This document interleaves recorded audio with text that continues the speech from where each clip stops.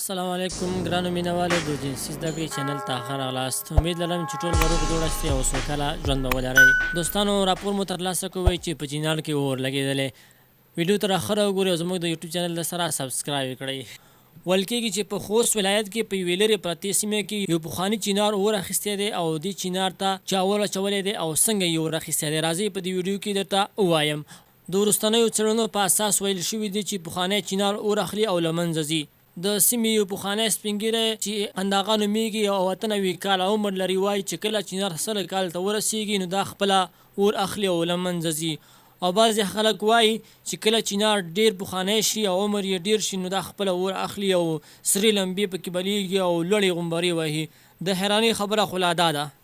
سیمه ییز خلک وایي موږ ټول دې چینار ته ولاړو چې په چینار کې اور لګېدلی و. موږ چې راغلو او له ځانه سره مو د اور مړ کولو لپاره بې ساري وسایل راوړل او بې ساري هڅې مې وکړې او په زرونه کیلو اوبه او ګاز مو مصرف کړو چې اور ختم کړو او د یوې ونې ژوند وژغو. موږ چې کله چینار ته نږدې کېدو چینار به نور هم اور زیاتوو. په دې پایله کې مو خپلې ټولې هڅې وکړې او ځانونه مو د اور سره په جنګ کې ستړي کړو، خو بالاخره موږ ونه شو کولی چې د اور مخنیوی وکړو. بې شماره کلیوال خلک ورته د نندارې لپاره راغلل او یوازې د توبې په ویستو سره جړاګانې پیل کړې.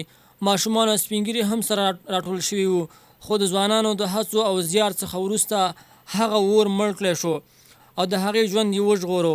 که چېرته په سیمه کې ځوانان نه را پیدا شوی نو دغه اور به همداسې پورته تللی او چینار به له منځه تللی و.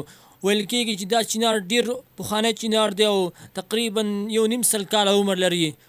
دغه پخوانی سپین ږیری چې 98 کاله عمر لري وایي چې چینار کله 100 کال ته ورسېږي دا به خپله اور اخلي، خو داسې نه ده. د دې چینار 1.5 کاله کېږي او اور پکې لګېدلی دی او په پایله کې د ځوانانو لخوا دغه چینار بچ کړی شو. ګرانو مینوالو بله یوه ضروري خبره واورئ، زموږ د یوټیوب چینل در سره سبسکرایب کړئ.